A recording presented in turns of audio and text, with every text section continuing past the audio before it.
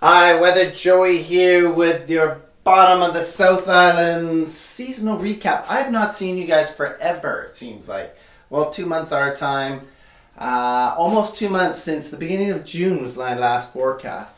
But we're doing a seasonal recap for this summer. I haven't been around for a while, been busy working, enjoying the outside, suffering through or making it through a crazy heat wave, which we'll be getting into. But before we get into all of that, I'd like to take this opportunity, as always, to thank the First Peoples of this land, the First Nations, from North Sydney or Saanich out to Sooke and beyond, across what we call BC, across what we call North America, this beautiful land, for allowing us to live, work, and play on their traditional, beautiful traditional territories, land that we do not own, that we are merely visitors on this beautiful land. We thank you so much. So yeah, let's get into the summer, into the weather, and into all the aspects of land, air, and sea that we love to experience and enjoy here on the South Coast. So, summer. Let's go back to winter. We got a long story to tell here. Quickly, December, I know we're going back a ways here. December, January, lots of moisture in the mountains, lots of snowpack. Lots of water to fill up the reservoirs with a stormy December, January into mid-February. Then it started to dry out. So I talked about throughout spring, a real drying trend which was becoming worrying throughout February, March, April. Well, we went through the driest spring on record, and that was a concern, and that has come into play like we suggested. So, as far as summer goes, we got our first taste of summer in middle of April with some record summer weather. We had 7 summer days in a row there, the nicest stretch of summer weather in April. Not the hottest temperatures ever, but the nicest stretch of summer weather in April ever, as we got into the last half of April and throughout May and into the first half of June. More typical spring weather. Now, during that time, kind of seasonal spring weather, during that time we did have tastes of summer. We had a couple of little close heat waves, one at the end of May and into June. You'll see the records showing that. But overall, a fairly typical sort of spring. Even precipitation-wise, we had that dry bit, but we got some bits of rain here and there into early June. So last time I talked to you in early June was around June 5th. Well, what was dominating the coast was this trough of low pressure, kind of hanging around the coast, keeping it cool, keeping it showery, trying to get up some of that rainfall, make up some of that rainfall that we missed in spring. That held on through mid-June to about June 15th, and then it moved on. And what replaced it was summer. Not the statistical summer of June 1st, not the astronomical summer of June 21, 22, but the real summer weather where you can consistently call it summer weather. And did it ever hit? Because not only did it start to heat up later, but it dried out, boom, June 16th. And the heat didn't come till later on. It actually kind of came in gradually. We had some onshore flow that was dominated by surface high pressure that brought moisture fog to the west coast, but the inner south coast, lots of sun, bit of cloud here and there, but we really started to gain momentum.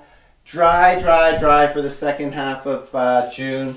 What really started to bring us on was, I'm going to red here, was this high pressure started to build up in over top of the BC South Coast. Now, usually when we get into hot weather, so I'm talking about hot weather for the end of June, and look back over the records because it's crazy hot.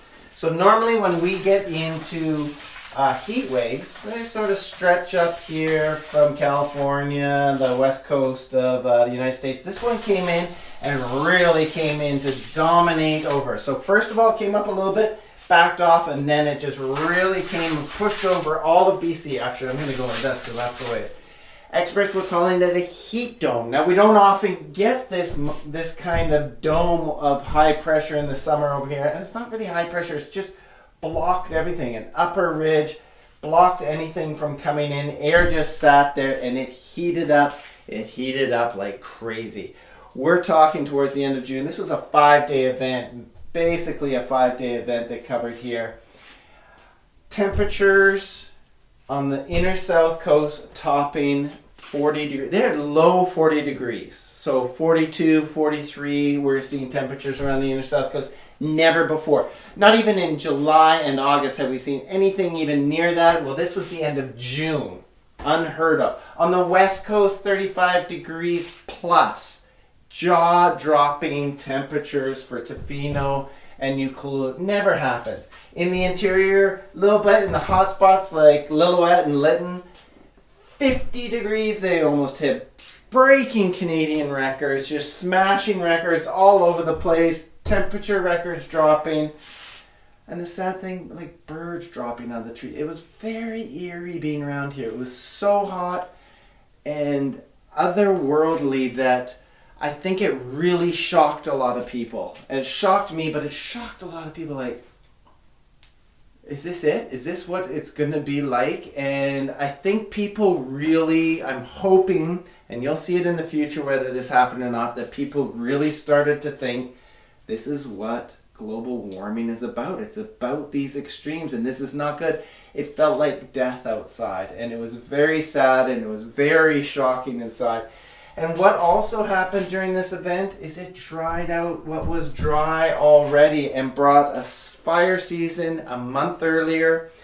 In this whole area, everything on the coast is really dried out. Now, as we got towards the end of June, these systems typically end with a little system coming up the coast.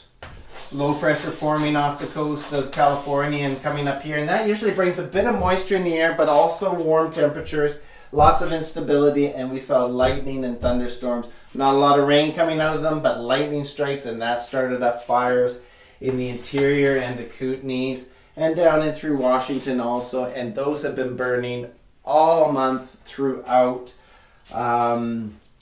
July, because July has not seen, at least on the south coast here, has not seen a drop of rain. So we've been very, very dry for July. Now, those temperatures abated, so we cooled back down.